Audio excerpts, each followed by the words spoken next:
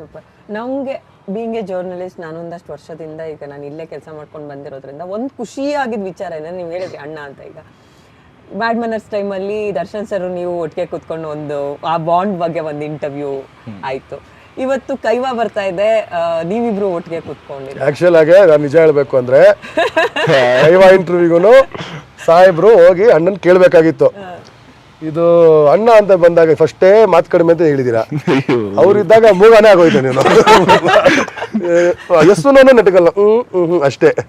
So ನನಗೆ ಗೊತ್ತಿತ್ತು, ಮೊನ್ನೆ ಫೋನ್ ಮಾಡಿ ಹೇಳಿದೆ, ನನಗೆ ಗೊತ್ತು ನಿನಗೆ ಅಣ್ಣನ ಜೊತೆ ಇಂಟರ್ವ್ಯೂ ಮಾಡಬೇಕು ಅನ್ನೋ ಆಸೆ ಇದೆ ಅಂತ, ನೀನು ಹೋಗು ನಾನು ಬರ್ತೀನಿ, ಬಟ್ ನಿನ್ನ ಫೋನಿಂದ ಮಾಡ್ಕೊಡು, ಇಬ್ರು ಬಯಸ್ಕೊಂಡ್ಬಿಡ.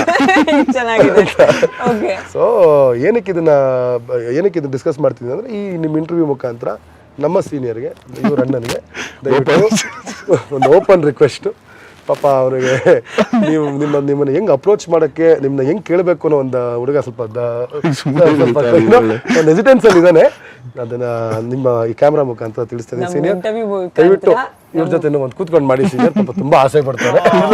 Very sweet, that is very sweet. Darshan ಸರಿಗೆ ಇವಾಗ ನಾವೆಲ್ಲ ಒಂದು ಓಪನ್ ರಿಕ್ವೆಸ್ಟ್ ತನ್ವೀರ್ ಅವ್ರಿಗೋಸ್ಕರ ಆದ್ರೆ ಖುಷಿನೇ, ಆದಷ್ಟು ಬೇಗ ಖಂಡಿತವಾಗ್ಲೂ ಮಾಡ್ತಾರೆ. ಇವ್ರು ಬಾಯ್ ಬಿಟ್ಟು ಕೇಳ್ಬೇಕಲ್ಲ. ನಾನು ಇದುವರೆಗೂ ನಂದು ಏನಂದ್ರೆ, ನಾನು ಅಷ್ಟು ಮರ್ಯಾದೆ ಕೊಡ್ತೀನಿ. ಈಗ ನನ್ನ ತಂದೆ ತಾಯಿ ಬಿಟ್ಟೆ ಜಾಸ್ತಿ ಗೌರವ. ಇವ್ರು ಹೇಳಿಲ್ಲ ಅಣ್ಣಂದ್ರೆ ಕರೆಕ್ಟ್ ಇರೋದು ಹೆಂಗೆ ನಾನು ಮುಂದೆ ಅವ್ರ ಮುಂದೆ ನಾನು ಮಾತುಗಳಲ್ಲ, ಹೌದಣ್ಣ ಸರಿ ಅಣ್ಣ ಆಯ್ತಣ್ಣ ಓಕೆ ಅಣ್ಣ ಇಷ್ಟೇ.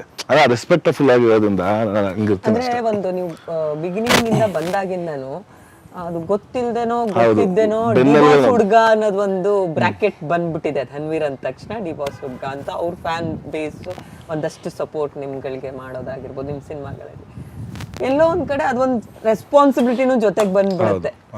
ನೀವು ಮಾಡೋ ಪ್ರತಿಯೊಂದು ಕೆಲಸದಲ್ಲೂ ಇಡೀ ಪ್ರತಿಯೊಂದು ಹೆಜ್ಜೆಲ್ಲೂ ರೆಸ್ಪಾನ್ಸಿಬಿಲಿಟಿ ಇರುತ್ತೆ, ಜವಾಬ್ದಾರಿಗಳಿರುತ್ತೆ. ಕರೆಕ್ಟ್. ಸೊ ಏನೇ ಮಾಡೋದು ಯೋಚನೆ ಮಾಡಬೇಕು. ನಮ್ದು ಅಂತಲೇ ನಮ್ದು ಯೋಚನೆ ಮಾಡೋದು ಬೇರೆ ತರ, ಜೊತೆಗೆ ಅಣ್ಣಂದಿರುತ್ತೆ. ಸೊ ನಾವೇನೇ ಮಾಡಿದ್ರು ಅವ್ರ ಇದಕ್ಕೂ ಹೋಗುತ್ತಲ್ಲ, ಸೊ ಅದೆಲ್ಲ ಯೋಚನೆ ಮಾಡಬೇಕಾಗುತ್ತೆ.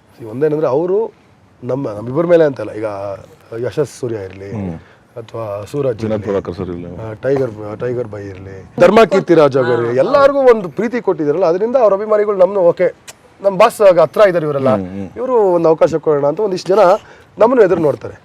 ಸೊ ಅವ್ರ ಎಕ್ಸ್ಪೆಕ್ಟೇಷನ್ಸ್ ಅಥವಾ ಅವ್ರ ಪ್ರೀತಿನ ನಾವು ಮಿಸ್ಯೂಸ್ ಮಾಡಬಾರ್ದು ಅಷ್ಟೇ.